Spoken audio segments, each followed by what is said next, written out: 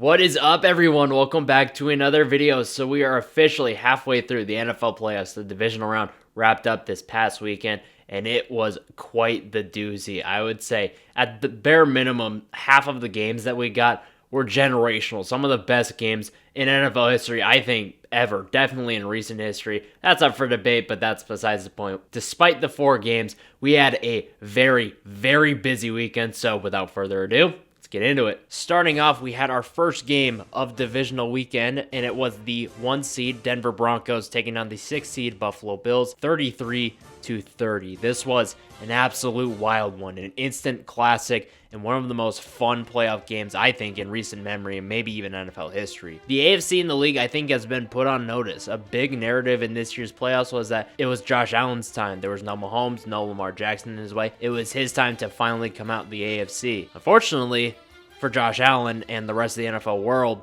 they were not aware he still had to go through Mr. Bo Nix and the Denver Broncos. As for Denver, they got their first playoff win in 10 years by doing what they did all season, leaning on their strengths when the game was on the line in the fourth quarter and the second half. Shout out to the defense, man. The one thing they didn't do well in the regular season was take the ball away, which is kind of shocking when you really saw how effective their pass rush was, but that's besides the point. They did so. They took the ball away from Josh Allen and the Bills 5 times on Saturday. And as mentioned before, Bo Nix announced himself in the upper tier of the AFC. He absolutely balled out, made countless big-time throws and big-time plays to lead the team to a win. However, I will address the elephant in the room. I'm not going to ignore it. Bo Nix suffered a fracture in his ankle and is done for the season. However, I want to leave the reactions to that for a later video dedicated, solely to the Broncos season, because if I were to go into all my feelings on the game and getting that news not even an hour after the game ended, we'd be here for a while. So I want to dedicate all of that,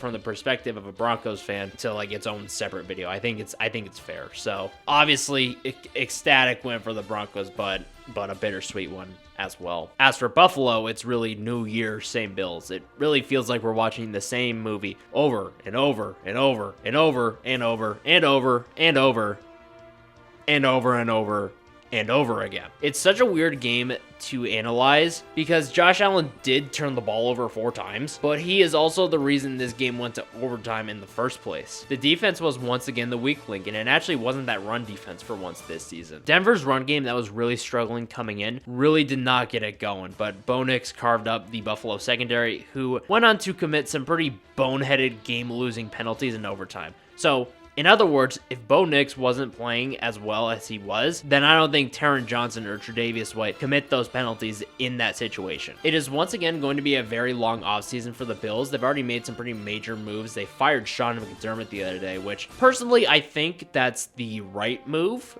I'm surprised because I didn't think they had the guts to do it. I do, however, think keeping Brandon Beane around it is a mistake. He's the one who constructed this roster and had an apparent obsession with giving Josh Allen some of the most receivers of all time and counting on him to carry the team year in and year out in the playoffs. It's not working. The roster he's constructed, it isn't it. So I don't think keeping him around is the right choice for Buffalo. There's going to be a lot of what ifs that go through the heads of everyone involved within the Bills organization, and I think it's really up to them to see if they can finally make the right moves to get this team over the hump. But if Brandon Beane is the one making those decisions, then personally, my opinion, I don't have a lot of faith that they can. Then our second game of Saturday was the Seattle Seahawks dismantling the San Francisco 49ers 41-6. This was an absolute beatdown. Round 3 between these two, unfortunately, did not live up to the first 2. As for Seattle, you were a bad matchup for your opponent. They came out flat in a road playoff game, and you did exactly what you're supposed to do. Absolutely buried them and left no room for interpretation. It's a statement win and a momentum-gaining win for this team to use as they roll into the NFC Championship. In here, I really don't have a lot to say on Seattle's front, in a good way. Like I said, they did what they were supposed to do considering their opponent and how their opponent came out in this game. As for San Francisco, unfortunately for the Niners, the clock finally struck midnight on this team. It's almost impossible impossible for a team to get as far as the Niners did despite all of the injuries. And at some point, it just becomes too much to overcome, and you get a bad matchup like you did here with Seattle. Despite the ending, I don't want anything to be taken away from the job that Kyle Shanahan and his staff did. Without it, the Niners don't even get close. They don't even sniff this point. So I know they'll be back and right in the mix yet again next year. And I hope the Niners, a team this fun to watch, this gelled together. It seems like there's a great culture in that locker room. I really hope that we can see the Niners stay relatively healthy next year. The league is a lot better when this team is,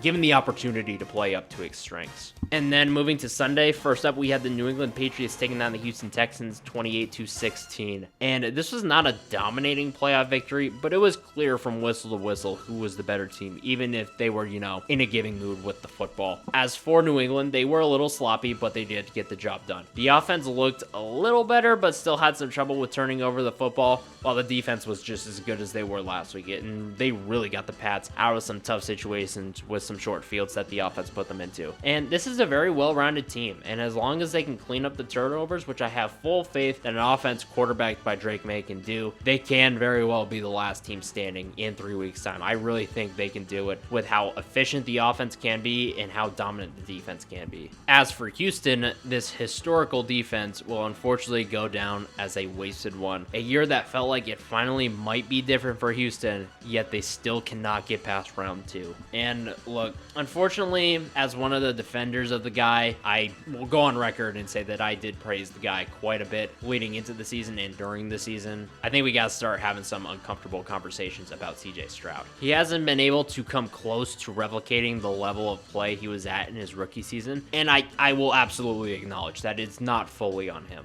I recognize that the Houston front office has essentially given up on building the offensive line, but some of these decisions that he's made in these 2 playoff games are just mind-numbing, and it ended up costing the Texans in this one against the Patriots. The parallels that I'm seeing right now with CJ Stroud is Russell Wilson when he was a Bronco. Scrambling when he gets a very rare clean pocket, and it leads to poor decisions with throwing the football. Yeah, no, really not a good thing to look like in year 3. So I don't know whether it's intense coaching in the offseason for him. I don't know if it's giving Davis Mills a real shot in training camp at winning the starting job. I don't know if it's bringing in a vet. I don't know if it's drafting someone in the middle of the draft, like round 4 or 5. I don't know what you do, but I don't think you can just roll with it next year. I'm not gonna full out say that you should release the guy or anything drastic like that, but I think you gotta do something a little different. I think you gotta shake things up a little bit here, which I think you go back a couple years ago, that's almost impossible to think that we're saying that at this point, but I think we gotta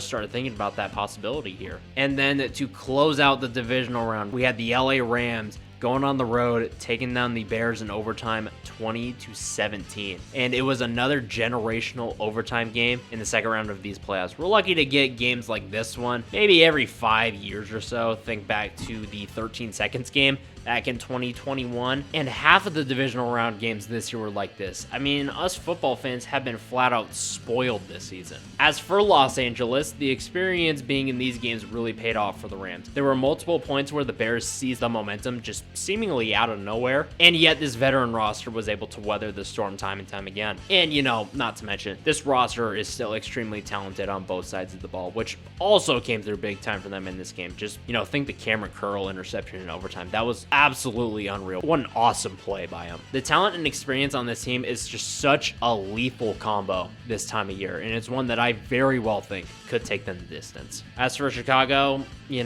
live by the turnover, die by the turnover. This Bears team absolutely belonged in this game. I do not want that to get twisted. I'm not trying to discount their season at all. They were a great team, a fantastic team that absolutely belonged in this game. But their over-reliance on winning the turnover battle was their undoing in this game, despite a flat-out superhuman effort from Caleb Williams. I mean, that throw to tie the game, come on. Who else can do that? I know it sucks, but this Bears team is in such a good spot. Their rookie head coach leads them all the way to the divisional round. They got their franchise quarterback playing at a very high level. They got a lethal run game. They got a lethal running duo, much like the Detroit Lions. This team will definitely be back this year. And if they fill some holes on the defense in the offseason, I very well think they could do some serious damage next year. And then looking ahead to Conference Championship weekend. First up, the AFC Championship features the New England Patriots traveling to Denver to take on the Broncos.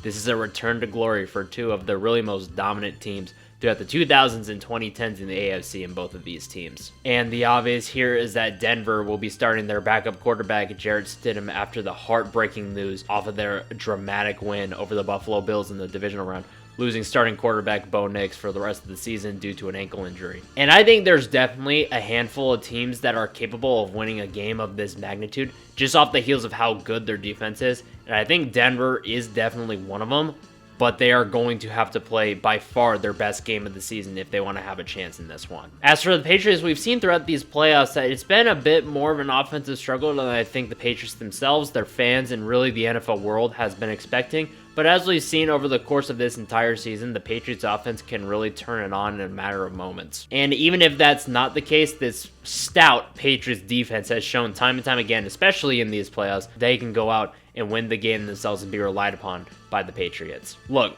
as a Broncos fan, do I want them to win? Of course I do. I always want the Broncos to win. I always want the Broncos to win the Super Bowl every season. But yes, I will acknowledge this is a very tall task, and one that I think just might be too tall to overcome, but you never know. I hope they prove me wrong. Then our second game of the day, of course, is the NFC Championship. We've got the LA Rams traveling to Seattle to take on the Seahawks. And for the second week in a row, the Seahawks are getting a very highly anticipated round 3 against one of their division rivals, this week, of course, in the LA Rams. These two split their regular season games in some pretty close and competitive games, with the Seahawks win later in the season in that Thursday night game being one of the more improbable comebacks that I think we've seen in some time. And in that comeback, we kind of saw the start of a slump that the Rams defense was in through the end of the regular season and even into the playoffs, but one that I would argue that I think they may have broken out of after that performance over Chicago, shutting down that offense here last week. If that's the case, if the Rams have broken out of the slump that they've been in, then I think we're in for one for the ages, a defensive duel of the ages. I really do not anticipate the shootout that we got between these two last time.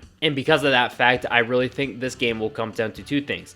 One of which is the quarterback matchup. In the LA Rams corner, you got Matthew Stafford, who, it's been there, done that. He's the vet. He's won a Super Bowl. He knows how to play in these games. Then on the other hand, you got Sam Darnold, the career renaissance, one of the most efficient quarterbacks in football. But every game he plays from here on out is the biggest that he's ever played in. So at this point, you may not know what you're going to get with Sam Darnold. And the second thing I think this is going to come down to are the two safety blankets, that of course being Puka Nacua and Jackson Smith and Jigba. They have been so reliable all season long, dominant in the receiving game. So I think there's a very good chance this game comes down to which one of the two can make one more big catch in a big situation than the other.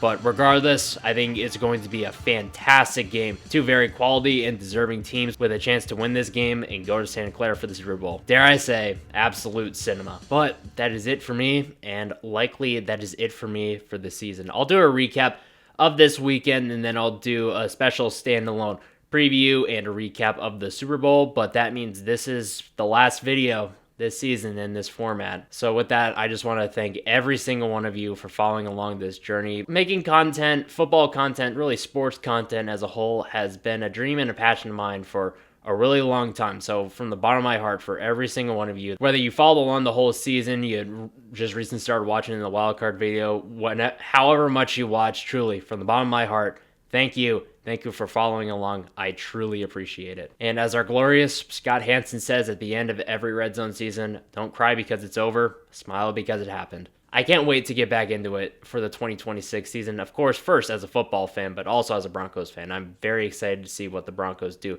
this offseason going into next season, but that's all besides the point. But in the meantime, I'm definitely looking to get going on some NHL content. The timeline really hasn't shaken out for me yet, but I think that is not the case anymore. I think I'll be able to do that. Some excited times. We got the Olympics coming up. We've got some pretty exciting storylines going on in the NHL right now, so I'm hoping I can finally jump on that like I've been wanting to for a while and finally get some of that content out. But again, that's also besides the point. But that is it for me. Again, thank you for following along. From the bottom of my heart, I appreciate it. Enjoy the conference championships, and I'll see you in the next one.